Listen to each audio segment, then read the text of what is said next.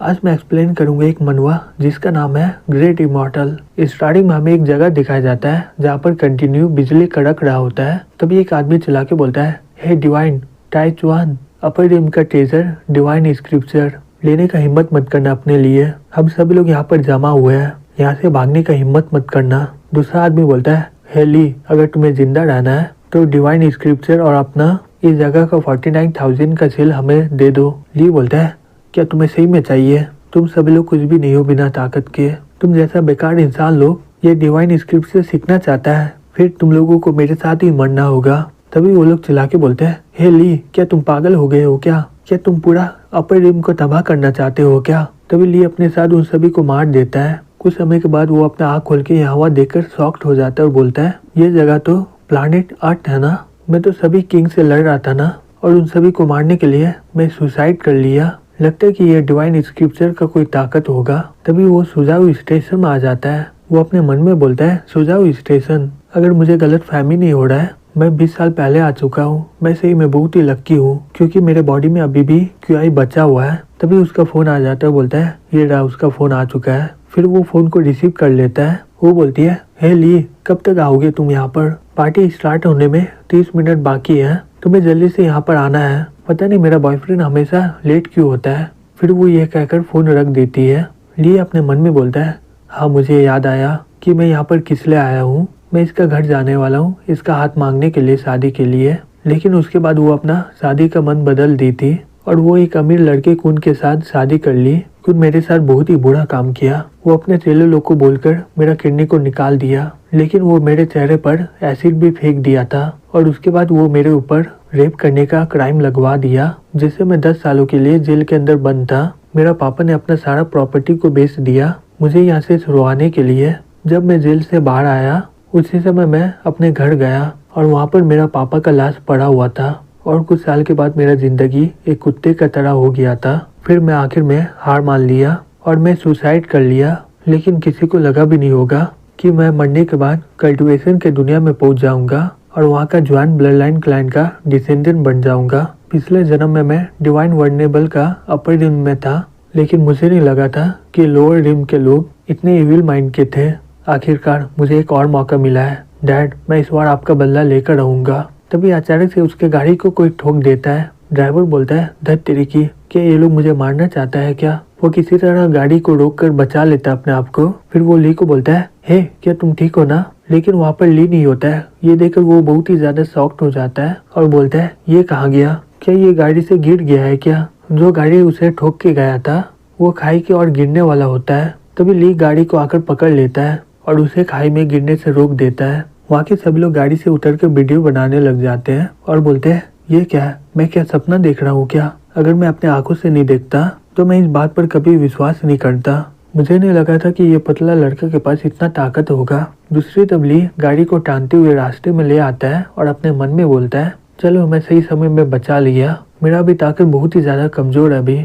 मुझे जल्दी से अपना कल्टीवेशन बेस को रिस्टोर करना होगा, जिससे मैं आराम से अपने रिलेटिव को बचा पाऊंगा। तभी उसमें से एक लड़की निकलती है और बोलती है, हे ग्रैंडपा संभल के। वो आदमी ली को बोलता है, हे रुक जाओ, मेरा नाम जैंग है, तुम्हारा शुक्रिया हमें बचाने के लिए। ली बोलता है, कोई बात नहीं। जैंग बोलता है, मुझे समझ में नहीं आ रहा है कि मैं आपका शुक्रिया अदा कैसे करूं। अगर आगे चलकर आपको कोई भी मुसीबत होगा सुझाव में तो तुम मेरे पास आ सकते हो। ली बोलता है, नहीं इसकी कोई जरूरत नहीं है।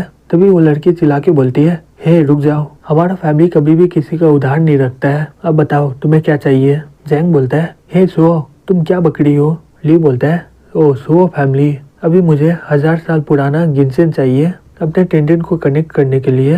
क्या तुम वो गिनसेन को ला सकते हो क्या?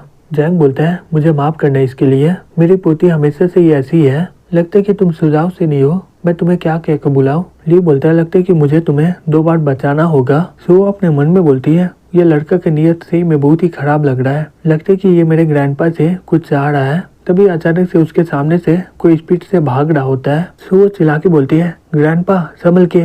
वो आदमी गुस्से से ली को बोलता है, तुम्हें पता है एक गाड़ी को क्रैश करने के लिए कितना मेहनत करना पड़ता है और तुमने मेरा सभी प्लान को पानी में मिला दिया। तभी जैंग चिल्ला के बोलता है, हे लड़के अपने पीछे देखो। वो आदमी ली पर हमला करता है, लेकिन ली अपने सील की मदद से उसके हमले से बच जाता है। वो ये देखकर बहुत ही ज्यादा शॉक्ड हो जाता है, बोलता है, अब ये क्या है? तभी वो ली के सेल के प्रेशर से दूर फेंका जाता है। जैंग अपने मन में बोलता है, ये असली एसन का ब्लो है, ये सिर्फ ग्रैंड मास्टर ही कर सकता है। ये लड़के का ताकत तो एक ग्रैंड मास्टर की तरह है। यहाँ का ग्रैंड मास्टर सही में बहुत ही बुरा होता है। जो सबसे जवान होता है वो 50 साल का होता है। ये लड़का इतने कम उम्र में ग्रैंड मास्टर के लेवल में पहुंच गया है। ये बहुत ही ज्यादा रेयर है और ये एक मॉन्स्टर भी है। सो अपने मन में बोलती है, ये तो अपना हाथ भी नहीं उठाया, फिर भी वो उस आदमी को मार डाला, लेकिन ये असल में है कौन? ली बोलता है, वो तुम लोगों को मारने आया था, लेकिन वो सबसे पहले मुझे मारना चाहता था, लेकिन उसे पता नहीं था कि वो मेरे सामने कभी टिक नहीं पाएगा। जैंग बोलता, मुझे नहीं पता था कि आप ग्रैंड मास्टर हो, मुझे माफ करिएगा कि मैं आपको पहले नहीं पहचान पाया। तुमने मेरा बहुत ही मदद कर दिया, मुझे समझ में नहीं आ रहा है कि मैं ये एहसान कैसे चुकाऊंगा। तभी उसका गला का पेंडेंट बाहर निकल जाता है। ली उसका पेंडेंट को देखकर शॉक्ड हो जाता है और अपने मन में बोलता है, इस जेट के अंदर से जो ऑरा आ रहा है वो मुझे जाना पहचाना लग रहा है। इसे बनाने के लिए कियोस डिवाइन स्टोन का इस्तेमाल किया होगा। फिर वो बोलता है, अगर तुम्हें सही में एहसान चुकाना है तो तुम अपना गला का नेकलेस मुझे दे दो। जैंग बोलता है, आपको ये पसंद है तो ये ले लीजिए। फिर वो खोल के उसे दे देता है। ली बोलता है, ये नेकलेस तुम्हारे लिए कोई काम का नहीं है, लेकिन मेरे लिए ये बहुत काम का है। चलो तुमने अपना कर्ज उतार लिया है, अब हम लोग इक्वल है। सो ये सब देखकर गुस्से में आ जाते हुए बोलते हैं, हे ग्रैंडपा, ये तो एक मार्शल आर्टिस्ट है, आपने ये जेट को क्यों दे दिया इसे? आप तो इसे हर समय पहनते थे ना। जैंग बोलता है, क्या तुम्हें लॉन्ग के बारे में पता है क्या, जो मिलिट्री बेस में है? Long south east military base का नंबर 1 एक्सपर्ट है। उसे सिर्फ एक ही बार ऑर्डर मिलता है कि उसे नॉर्थ वेस्ट को बचाना है, और जब भी वो बचाने के लिए निकलता है उसके नाम से ही सभी लोग डर के मारे कांपने लगते हैं। फिर उसके बाद लॉन्ग जैसे ही हमला करता है किसी को पता ही नहीं चलता है कि वो कब मर जाता है। ऐसे ही करके वो 2000 दुश्मनों को मार डाला था। उस पर बुलेट से भी हमला किया गया, लेकिन वो आराम से बच गया। सो वो बोलती है, लेकिन आप उसका बारे में क्यों बात कर रहे हो? जैंग बोलता है, क्योंकि इसका ताकत लॉन्ग की तरह है। फिर कुछ देर में ली 5 स्टार होटल में चला जाता है और अंदर जाते हुए अपने मन में बोलता है, इस जगह में मुझे बहुत ही ज्यादा कुछ सहना पड़ा था, लेकिन अब सब कुछ बदल चुका है। कुन, मैं तुमसे आज मिलना चाहता हूँ। तभी वो बोलती है, हे तुम्हें इतना देर लगता है यहाँ पर आने में, सही में तुम बहुत ही बेकार हो, मैं कब से यहाँ पर तुम्हारा इंतजार कर रही थी। ली बोलता है, रास्ते में कुछ हो गया था इसलिए मुझे आने में देर हो गया। वो अपने मन में बोलती है, मुझे ऐसा क्यों लग रहा है कि ये पहले से बहुत ही बदल चुका है। ये जब भी मुझसे मिलता था ये मेरे बहुत ही करीब आ जाता था।